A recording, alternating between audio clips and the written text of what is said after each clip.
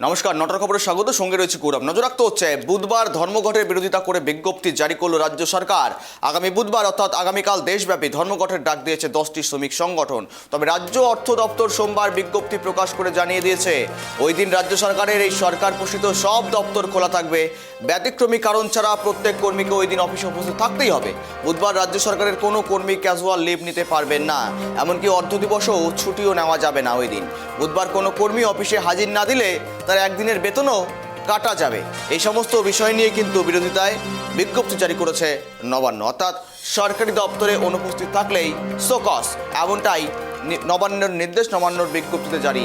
অর্থাৎ বুধবার ধর্মঘটের ডাক শ্রমিক সংগঠনের, সেই ধর্মঘট পালনে যদি কেউ অফিস কামাই করেন, সরকারি অফিস কামাই করেন, সেখানে তার কিন্তু মাসুল গুনতে হবে মূলত সরকারি কর্মচারীদের, কর্মীদের। সরকারি দপ্তরে অনুপস্থিত থাকলেই করা হতে পারে শোকজ। বিজ্ঞপ্তিতে এমনটাই জারি করা হয়েছে নবান্নের তরফ থেকে।